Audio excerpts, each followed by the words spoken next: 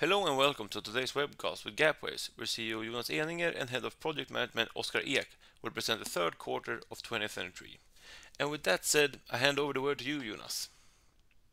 Thank you, Ludwig, and thank you to all the viewers for spending time with us today. We'll have a short presentation on the Q3 report and also go into further depth with some of the major developments during the quarter. But for those of you who are new to Gapwaves, let me provide a short summary. And Gapwaves was formed at Chalmers University of Technology here in Gothenburg in 2011. And it was based upon research conducted by Professor Per-Simon Kildal. And he also developed a number of patents which served as the base for Gapwaves and still is a strong focus for Gapwaves. Our technologies have a strong patent protection. We're focusing on waveguide antennas and antenna solutions for 4D imaging radars. Nowadays, Gapwaves has established an automotive supply chain.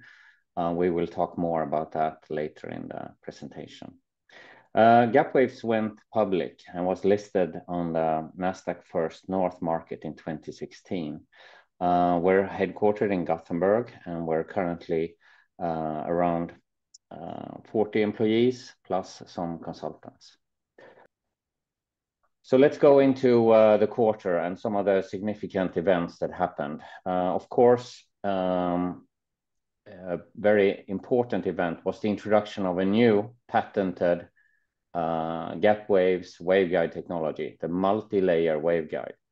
And Oskar will help me present this in more detail later in the presentation. We also announced a collaboration with NXP Semiconductors, and we also reported new orders for development of antennas, both from an undisclosed tier one that we have been having a collaboration with for some time that is now moving forward, and also a new order from Hella, which is our partner since 2021. Looking at the financials, we had lower sales compared to Q3 last year. However, Q3 last year had quite a bit of extraordinary revenue, such as upfront licensing fee from Bosch as we entered into the contract in Q3 2022. We also, as you can see on the graph to your left, we also had quite a bit of other types of extraordinary revenue, such as sales of production equipment, which will not happen every quarter. But over time, you can see that our quarters vary quite a bit, and naturally, they vary as we add new partners and new licensing agreements to our business and revenue. In addition to this, we've also reported that we've seen a slowdown during the year in the tech segment, or the segment that is part of what we call the mobility market segment. We are still investing in Gapwaves industrialization because we have a number of agreements, and to be able to deliver according to those agreements and supply antennas, we also have to qualify ourselves as a supplier in the automotive industry. And that means setting up both production capability and capacity and adding competence to the organization, as well as capability to handle the development efforts that we're contracted for by automotive tier ones. Our net sales ended up with 7 million versus 31 last year, same period. The EBITDA was 9.6 million, and we report an adjusted EBITDA due to the effect from associated companies such as Metasum and Sensrad. Our cash position by the end of quarter is quite strong at 103.5 million. And as I mentioned, we are growing in terms of number of employees. So we're currently 36 plus consultants. And now I would like to move into a very important product introduction for us during the quarter, which we have high expectations from going forward.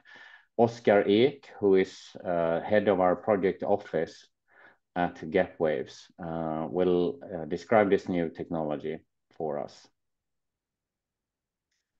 Thank you, Jonas. So one of the key events for the third quarter was the unveiling of our new multi-layer waveguide technology. This is a new way of realizing our gap waveguide IP, completely made of metal sheets. It's a patented design and manufacturing concept, which is really pushing the boundaries for waveguide antennas, especially regarding size. It's already been validated by a leading tier 1 customer, and we are now launching it to all tier 1s in the market. So we would like to go through a little bit different types of waveguide. So to the left in this slide, you see a typical waveguide as produced by our customer or competitors. They are thick, bulky, and also very sensitive to assembly tolerances. And therefore, it's require lots of complex manufacturing and high precision assembly processes with additional steps such as soldering. In the middle, you see our typical injection molded waveguide antennas. And these antennas have the gap waveguide advantages of relaxed tolerances, which enable a simple, robust, and cost-effective manufacturing. To the right, you see the latest edition of the MLW, and this is now the thinnest available waveguide antenna in the market. It also has the advantage of our gap waveguide technology to make simple and robust production. As it also made of metal sheets, it also enables us to do rapid prototyping and fast process production with well-known and proven processes such as stamping, etching, or laser cutting. The metal sheet also provides improved thermal and EMC capabilities. And as we know that the number of chipsets and output power in the radar sensor increase, cooling is one thing that becomes even more important. And with close collaboration with our customers and the tier 1s, we believe we can make the high performance and cost-effective radar solutions with the MLW antenna. Thank you, Oskar. I also would like to add that the interest from the automotive customers during the launch was quite big, and we have a lot of follow-up to do on that interest. But it was generally received very positive from the launch. Oskar, we also had other news regarding a new partner for Gapwaves. Could you elaborate a bit? Yes, so we announced the collaboration partner with NXP Semiconductor, one of the leading chipset suppliers to the radar markets. A close collaboration with the chip suppliers is very important for us, since we see that their new chipsets with the launcher in the package, so on the chip, together with waveguide antenna, is becoming the technology standard for upcoming sensors.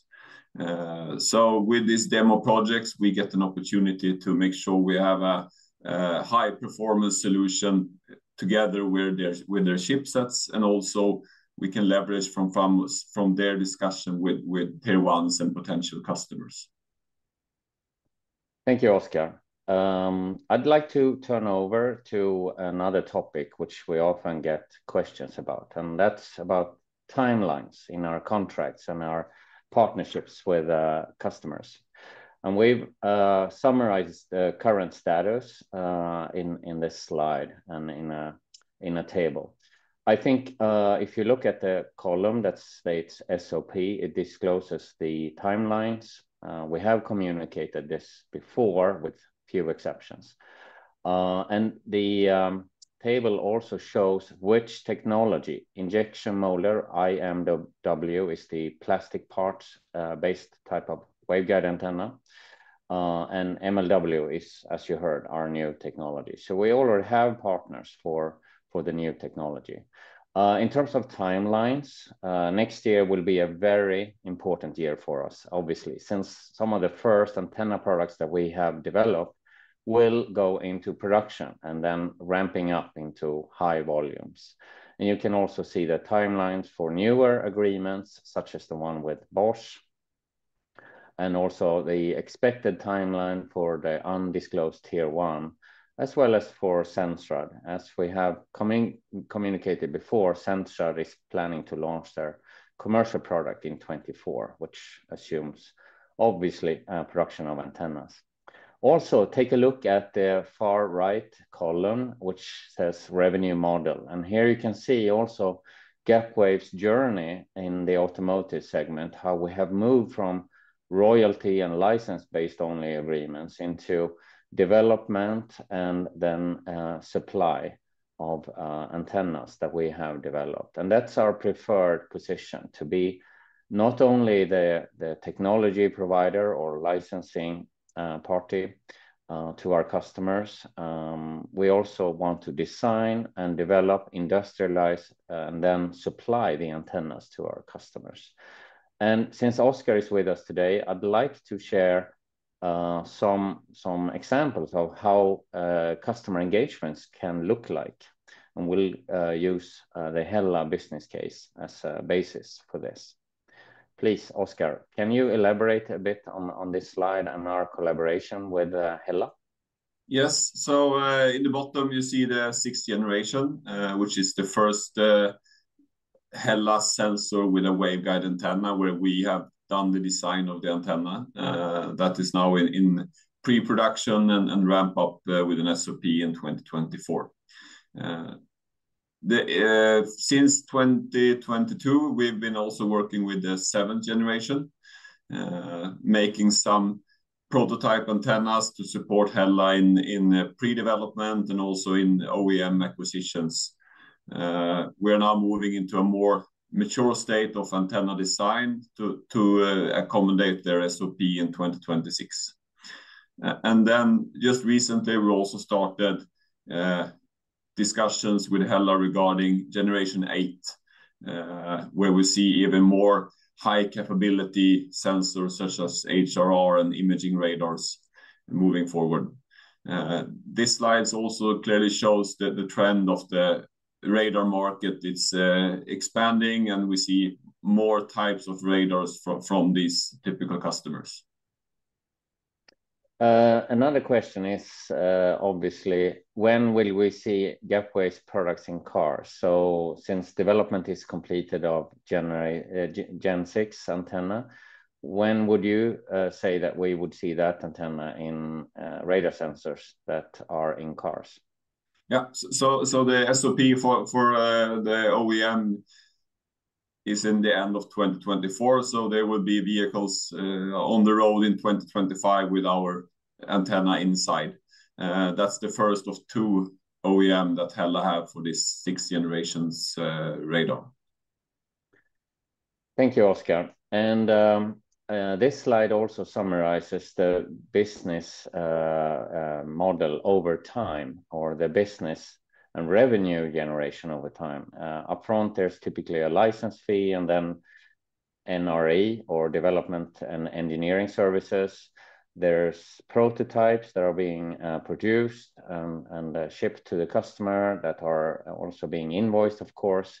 And we also develop specific production equipment for that production line that relates to a specific customer.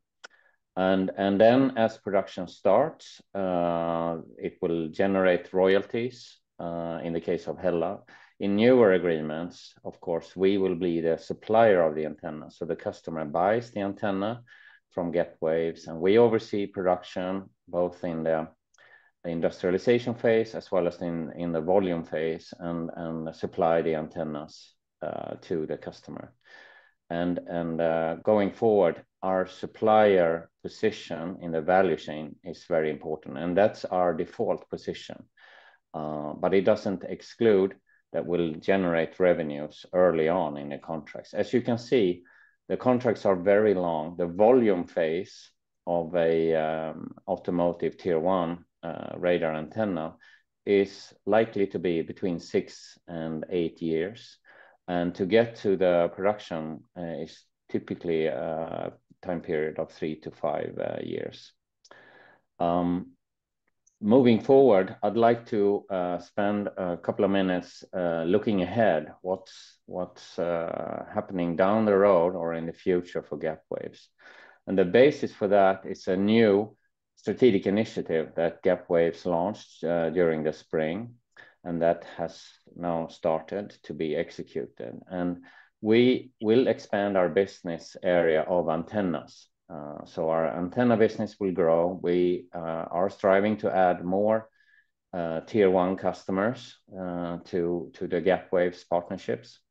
And we're of course striving to deliver the contracts that we already have entered into. And that's really important for Gapwaves to invest now in the industrialization, so we can qualify as a fully fledged and certified automotive supplier or supplier in the automotive industry.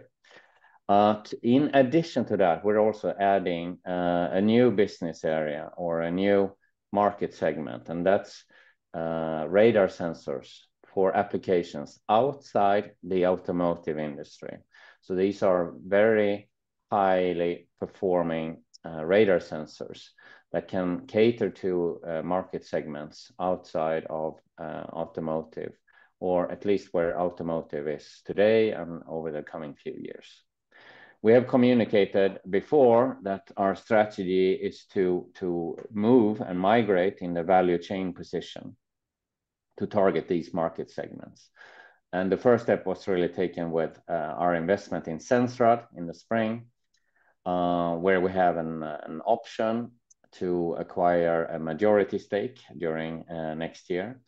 And Sensrad is already on the market.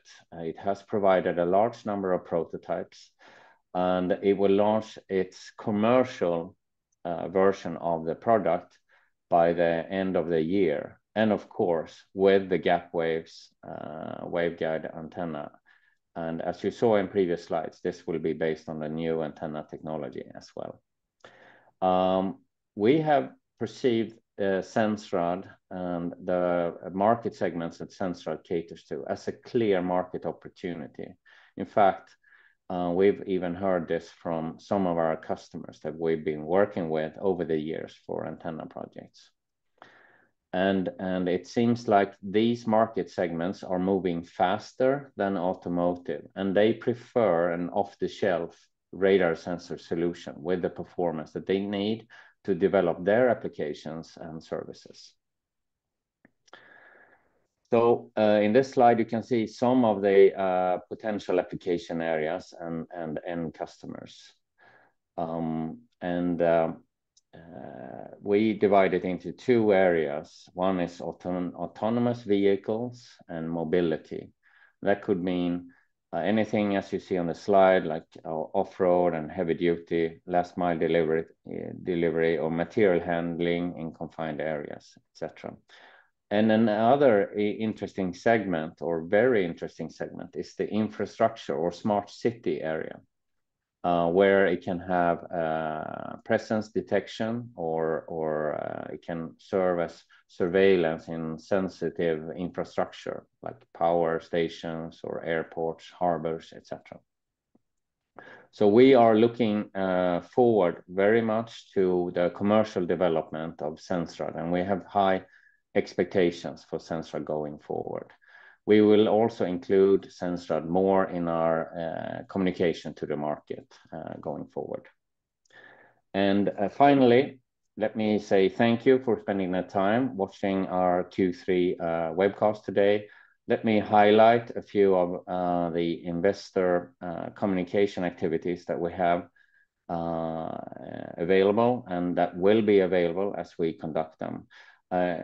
Especially, I'd like to point out the live Q&A session November 9th, where you have the opportunity to address Gapwaves, myself and the management with your questions that you have after reading our reports or watching our other activities. I'm very much looking forward to seeing you there and receiving your questions. Thank you. Thank you.